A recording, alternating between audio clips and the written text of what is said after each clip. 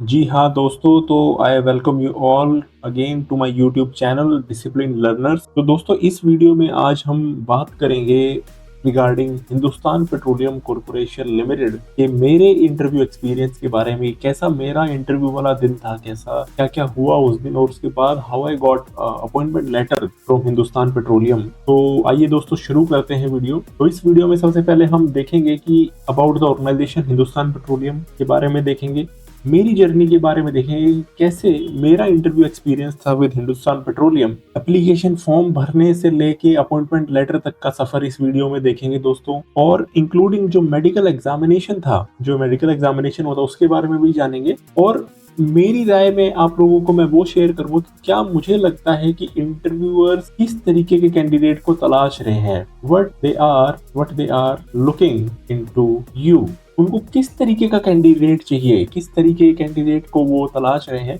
इस वीडियो में जानने की कोशिश करेंगे। तो आइए दोस्तों शुरू करते हैं इस वीडियो को एक कोट के साथ, जो कि महात्मा गांधी जी की एक बड़ी फेमस कोट थी कि the future depends on what you do today. The future depends on what you do today. तो जैसा कि आप जानते हैं दोस्तों, ये जितनी भी PSUs हैं, महारत्न ऑर्गेनाइजेशन, नवरत्न ऑर्गेनाइजेशन, ये 12 लाख, 15 लाख, 17 लाख, इवन काफी PSU 19-20 लाख तक का भी ये पैकेज देना, CTC देना इन्होंने स्टार्ट कर दिया दोस्तों, जो कि अपने करियर को स्टार्ट करने के लिए एक बहुत बड़ा प्लेटफॉर्म हमको मिल जाता है। तो दोस्तों, आपको एक दृढ़ संकल्प लेना होगा कि कैसे मुझे यहाँ तक पहुंचना है, उसके हिसाब से आपको आज से ही लग जाना होगा इसकी तैयारी में। तो सबसे पहले आइए देखते हैं कि हिंदुस्तान पेट्रोलियम जो ऑर्गेनाइजेशन, वो कितना बड़ा ऑर्गेनाइजेशन है। जैसे कि आप सभी लोग जानते हैं कि यह एक महारत्ना कंपनी है। महारत्ना कंपनी है under ministry of petroleum and natural gas. Ministry of petroleum and natural gas के अंदर ये महारत्ना कंपनी है। 22,050 के आसपास इनके पेट्रोल पंप है, जिनको हम रिटेल आउटलेट्स ऑफिशियल लैंग्वेज में कहते हैं। 6,353 के आसपास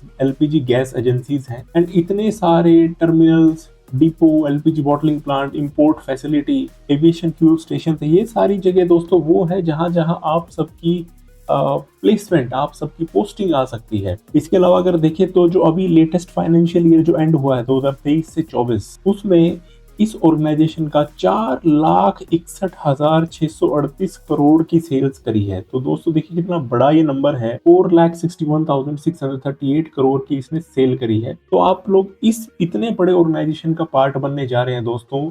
तो आइए शुरू करते हैं, देखते हैं कि मैं आपको ये दिखाना चाहता हूँ कि जो मुझे ईमेल आया था जब मैंने एप्लीकेशन फॉर्म, देखिए होता क्या था, आज से कुछ साल पहले जितनी PSUs थी, जो बड़ी बड़ी PSUs थे, ये गेट एग्जामिनेशंस के थ्रू रिक्रूट करते। गेट एग्जामिनेशंस के बिहाफ पे, आपके रैंक के बिहाफ पे वो शॉर्टलिस्ट करते थे कैंडिडेट्स को, और उनको फिर ईमेल आया करता था कि जी आपने ये एप्लीकेशन फॉर्म भरा था। जो कि एप्लीकेशन फॉर्म गेट एग्जामिनेशन से लगभग 2 महीने पहले भरे जाते थे सभी PSUs के, चाहे उसमें इंडियन ऑयल हो, हिंदुस्तान पेट्रोलियम हो, भारत पेट्रोलियम कॉर्पोरेशन हो, या कोई अदर PSUs हो। तो उनके आप एप्लीकेशन फॉर्म्स भरते थे। फिर गेट एग्जामिनेशन के रिजल्ट के बाद उनका एक ईमेल आता था। फॉर एग्जांपल देखिए मुझे क्या ईमेल आया है, 5 जून को मुझे ईमेल आया था कि this is in reference to your application to HPCL for the position of graduate engineer through GATE. You are requested to confirm your GATE marks displayed using the following link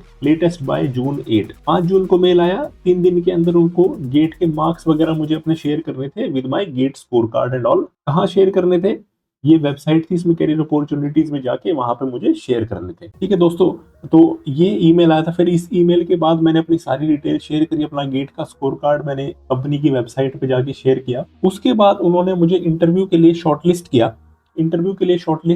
I was one of the very few candidates जिनको interview का call आया था। और HPCL Hindustan petroleum, जैसा कि हम जानते हैं कि इसके अलग अलग जोनल ऑफिसेस हैं, डिपेंडिंग ऑन द जोन, आप किस जोन के अंतर्गत आप आ रहे हैं, तो उन जोनल ऑफिसेज में इनके इंटरव्यू कराए जाते हैं। तो मेरा इंटरव्यू दोस्तों एक पर्टिकुलर डेट को आया था इनका दिल्ली में आया था, जहां इनका नॉर्थ जोन ऑफिस है। नॉर्थ जोन ऑफिस में मेरा इंटरव्यू आया था, दिल्ली में नॉर्थ जोनल ऑफिस में। और जिस दिन मेरा इंटरव्यू आया था दोस्तों, उस दिन करीब 28 से 30 कैंडिडेट्स इंटरव्यू के लिए बुलाए गए थे। लगभग 28 से 30 कैंडिडेट्स का इंटरव्यू का एक बैच बुलाते थे उस पर्टिकुलर दिन, उस पर्टिकुलर जोन में। तो हम सभी लोग अपना इंटरव्यू वाले दिन वहां पहुंचे जोनल ऑफिस में।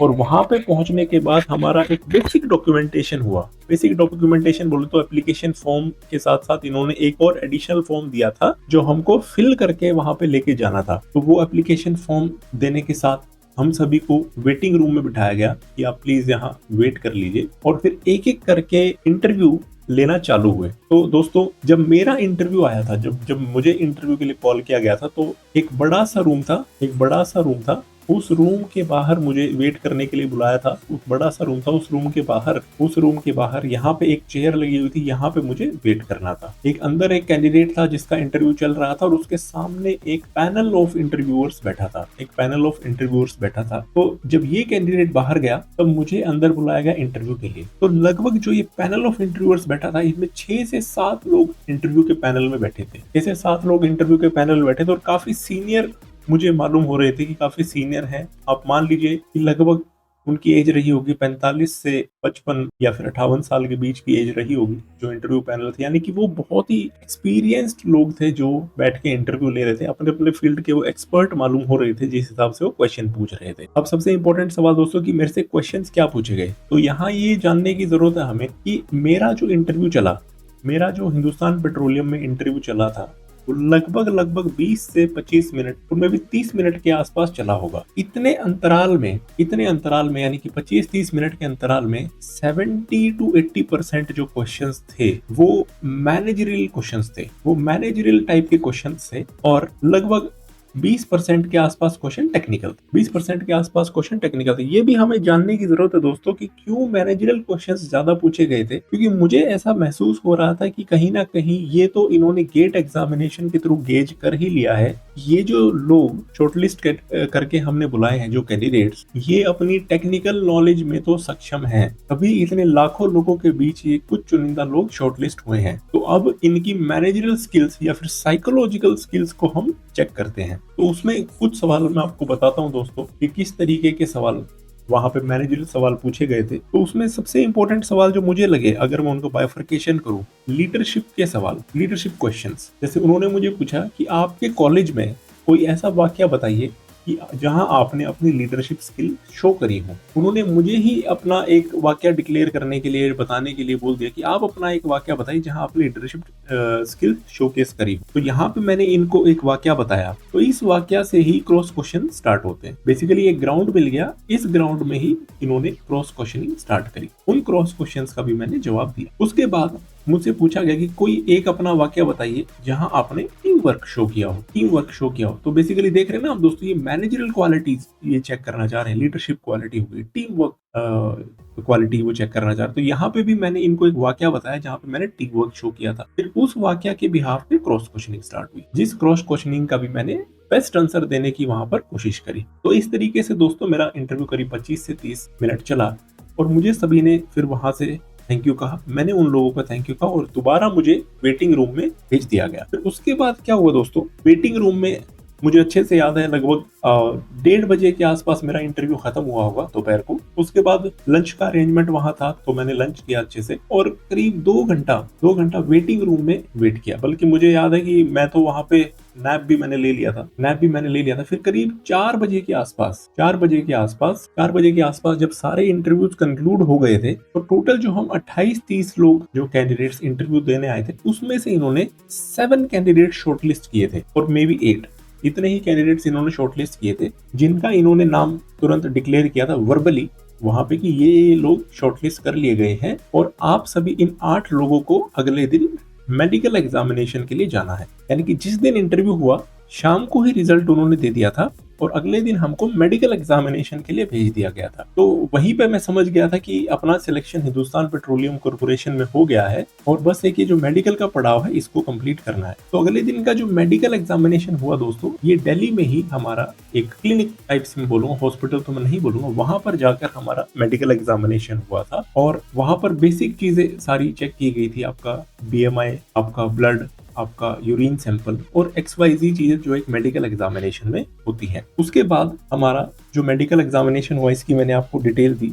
और अगर आपको इसकी कोई डिटेल चाहिए हो तो मुझे प्लीज आप मेरे टेलीग्राम चैनल पर मैसेज कीजिए, जिसका लिंक डिस्क्रिप्शन में है और ऊपर आपको मैं एक वीडियो का लिंक भी शेयर कर रहा हूं जिसमें इंडियन इंजीनियरिंग सर्विसेज के बारे में मैंने बात करी थी, कैसे जो मल्टीपल वैकेंसीज निकली है उन वैकेंसीज को कैसे हम कैप्चर कर सकते हैं, कैसे हम गेज कर सकते हैं। तो उसके बाद ये जो हमारा प्रोसेस सारा जो हुआ, उसके बाद ये देखिए दोस्तों 7 अगस्त को मुझे मेल आया, 7 अगस्त को मुझे मेल आया। फाइनली ये समावेश के लिए इन्होंने बुलाया था। बेसिकली समावेश क्या है? समावेश एक इंडक्शन प्रोग्राम का नाम है हिंदुस्तान पेट्रोलियम के, जहां पे वो नए ऑफिसर ट्रेनीज जिनको जो रिक्रूट हुए होते हैं उनको बुलाते हैं वो फॉर देयर इंडक्शन। लगभग ये 20 डेज के आसपास का इंडक्शन प्रोग्राम रहता है, लगभग 20 डेज मान लीजिए। हमारे टाइम पे भी करीब 24 से 28 दिन का ये इंडक्शन प्रोग्राम रहा था। तो इस तरीके से दोस्तों ये मेरा एक इंटरव्यू एक्सपीरियंस था। मैं सोचा आप लोगों के साथ में साझा करूं किस तरीके से मैंने हिंदुस्तान पेट्रोलियम जो कि एक महारत्ना कंपनी है उसके मैंने इंटरव्यू को क्लियर किया था। और अगर कोई इसके अलावा भी आपके पास सवाल है तो प्लीज आप कमेंट बॉक्स में भी पूछ सकते हैं। इसके अलावा मेरा जो टेलीग्राम चैनल है वहां पर भी आप अपने सवाल मेरे से पूछ सकते हैं। तो वीडियो पर बने रहने के लिए धन्यवाद दोस्तों। Thank you so much and thank you very much.